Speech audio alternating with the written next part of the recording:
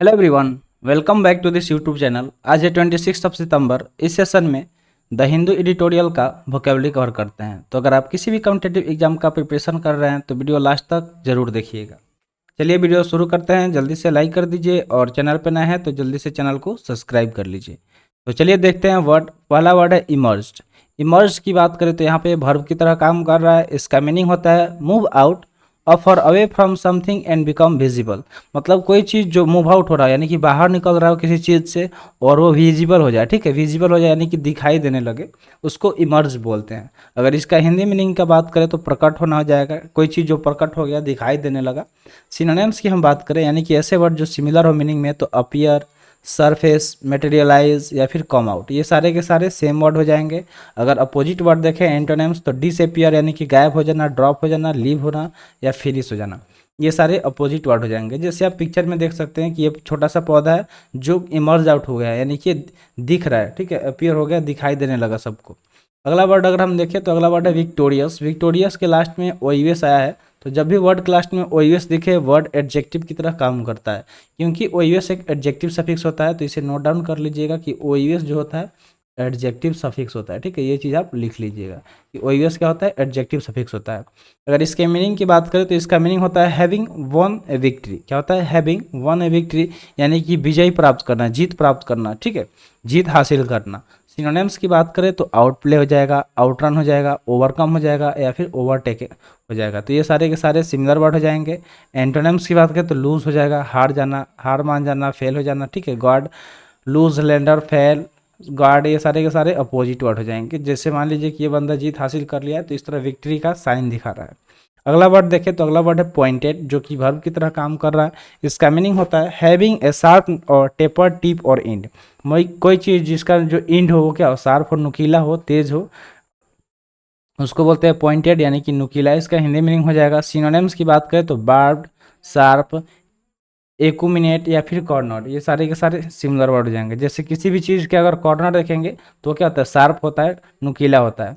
Synonyms तो देख लिए। एंटोनिम्स क्या होगा, तो ब्लंट हो जाएगा या फिर डल हो जाएगा। जैसे हम लोग कील देखते हैं, ठीक है, जो कील हम लोग यूज करते हैं वो कील किस तरह से होता है, इस तरह से होता है। ठीक है, इस तरह से वो कील होता है। ठीक है, तो इसका एक पॉइंट क्या होता है, ब्लंट होता है। इसको हम लोग ब्लंट बोलते हैं, जिसपे किसी चीज़ से ठोकते हैं। और ये जो नीचे वाला होता है ये कैसा होता है, तो ये शार्प होता है। ठीक है, क्या होता है, शार्प होता है यानी कि नुकीला होता है। तो समझ गए होंगे पिक्चर के थ्रू। जैसे मान लीजिए कि ये बंदा आपको पॉइंट कर रहा है यानी कि इसका नुकीला इशारा कर रहा है। अगला वर्ड दिया गया कंटेस्टिंग। कंटेस्टिंग वर्ब की तरह काम कर रहा है। इसका मीनिंग होता है engage in competition to attain a position और पावर, यानी कि कोई पावर, सत्ता, पोजीशन हासिल करने के लिए किसी कंपटीशन में इंगेज होना। जैसे कि मान लीजिए इलेक्शन होता है। ठीक है, इलेक्शन होता है, चुनाव, जिसको हम लोग बोलते हैं चुनाव बोलते हैं। तो चुनाव में क्या होता है कि बहुत सारे कैंडिडेट पार्टिसिपेट करते हैं ताकि वो किसी पोजीशन या पावर को हासिल कर सकें। या फिर जो कंपटीशन एग्जाम होता है, कॉम्पिटिटिव एग्जाम, तो उसमें भी जब आप अपीयर होते हैं इसलिए होते हैं कि जब आप वो एग्ज़ाम को क्लियर करेंगे तो आपको एक पोजीशन दिया जाएगा। जैसे एसएससी एग्ज़ाम क्लियर करेंगे, सीजीएल, तो सीजीएल एग्ज़ाम क्लियर करने के बाद आप जैसा आपका रैंक होगा उस हिसाब से आपको पोस्ट मिलता है। तो चुनाव लड़ा, इसका हिंदी मीनिंग हो जाएगा। सिनोनिम्स की बात करें तो डिबेटेड, आर्ग्यूड, चैलेंज्ड या फिर इम्पॉक्ट हो जाएगा। एंटोनिम्स की बात करें तो एग्रीमेंट, काम, पीस या फिर क्विट हो जाएगा।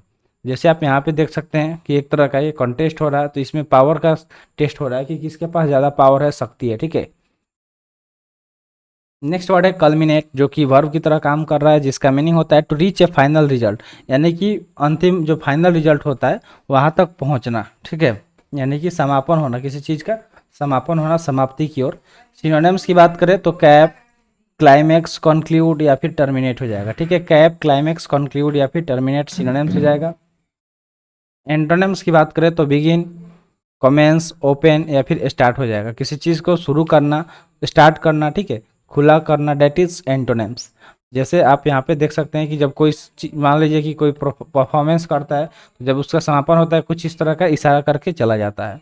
अगला वर्ड दिया गया डिटेन, जो कि वर्ब की तरह काम कर रहा है। इसका मीनिंग होता है to force someone officially to stay in a place. तो डिटेन मतलब होता है किसी पे इल्ज़ाम लगा देना और उसको फोर्स करना कहीं रुकने के लिए।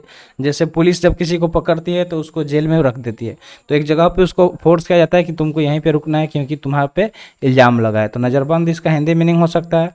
सिनोनिम्स की बात करें तो सर्कमस्क्राइब, क्रैम्प्ड, इम्प्रिजन या फिर रिस्ट्रेन हो जाएगा, ठीक है। एंटोनिम्स की अगर हम बात करें तो हेल्दी हो जाएगा, वेल हो जाएगा, फ्री हो जाएगा या फिर लिबरेटेड। लिबरेटेड, फ्री मतलब क्या होता है कि किसी को आज़ाद कर देना किसी चीज़ से, ठीक है। अब पिक्चर देखिए, पिक्चर को देखेंगे तो आप आसानी से वर्ड को विजुलाइज करके याद भी कर सकते हैं। नेक्स्ट वर्ड दिया गया है डिमॉन्स्ट्रेशन।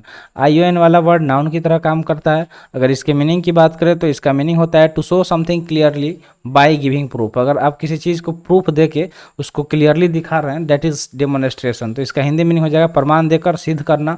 अब चलिए सिनोनिम्स देख लेते हैं। तो सिनोनिम्स क्या होगा? Evidence, evidence, manifest and show, ये सारे के सारे सिमिलर वर्ड हो जाएंगे।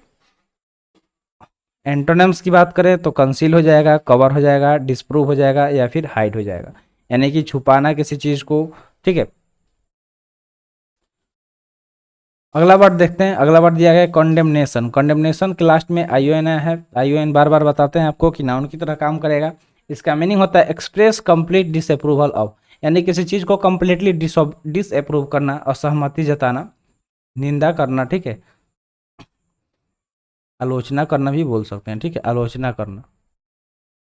तो ये सारे इसके हिंदी मीनिंग हो जाएंगे। सिनोनिम्स की बात करें तो इसका सिनोनिम्स हम लोग सिर्फ सी से देखेंगे। कास्टिगेट, सेंसियोर, चाइड या फिर क्रिटिसाइज हो जाएगा। कास्टिगेट मतलब होता है किसी को डांटना, फटकारना। सेंसियोर, चाइड और क्रिटिसाइज मतलब होता है भला बुरा करना, निंदा करना या फिर आलोचना करना। एंटोनिम्स की बात करें तो अप्रूव हो जाएगा, ठीक है, अप्रूव हो जाएगा, ए लगा लीजिएगा। कॉम्प्लीमेंट हो जाएगा, लाउड हो जाएगा या फिर प्राइज हो जाएगा।